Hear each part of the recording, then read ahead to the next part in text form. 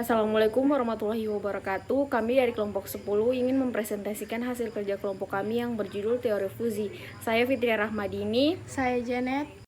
Teori fuzi adalah suatu cara yang tepat untuk memetakan suatu ruang input ke dalam ruang output dengan bentuk logika bernilai banyak, di mana nilai kebenaran variabel dapat berupa bilangan real antara 0, 1, dan keduanya inklusif.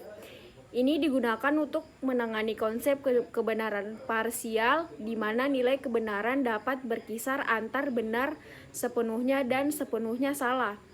Sebaliknya, dalam logika boolean, nilai kebenaran variabelnya hanya boleh berupa nilai integer 0 atau 1. Untuk sistem yang sangat rumit, penggunaan logika fuzi atau fuzi logic adalah salah satu pemecahnya. Sistem tradisional dirancang untuk mengontrol keluaran tanggal yang berasal dari beberapa masukan yang tidak saling berhubungan. Karena ketergantungan ini, penambah masukan yang baru akan memperumit proses kontrol dan membutuhkan proses perhitungan kembali dari semua fungsi.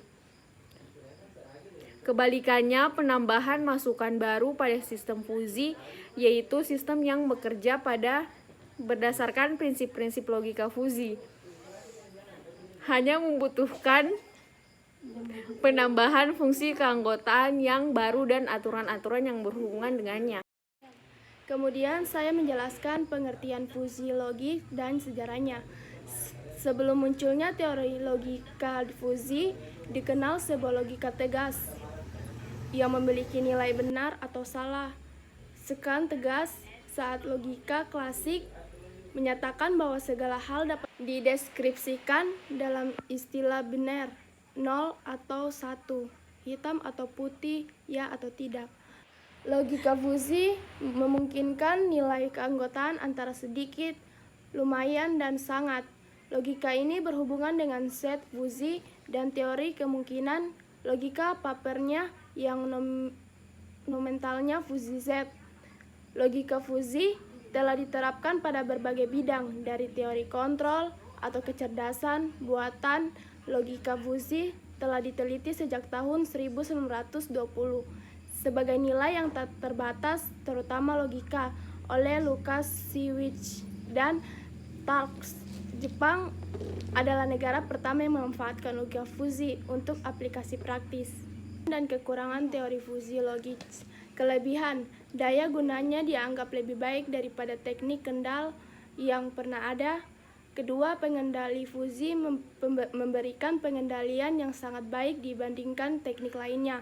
Kekurangannya, hingga kini sebelum ada pengetahuan sistematik yang baku dan seragam tentang metodologi pemecahan probleman kendal. Kekurangannya, hingga kini belum ada pengetahuan sistematik yang baku dan seragam tentang metodologi pemecahan probleman kendali menggunakan pengendali fuzi. Belum adanya metode umum untuk mengembangkan dan implementasikan pengendalian fuzi. Jadi kesimpulan dari materi ini adalah, berdasarkan pemaparan materi pada makalah ini dapat ditarik kesimpulan sebagai berikut. Yang pertama, logika fuzi adalah logika yang mengandung unsur ketidakpastian. Yang kedua, keanggotaan dalam himpunan fuzi dinyatakan dengan derajat keanggotaan.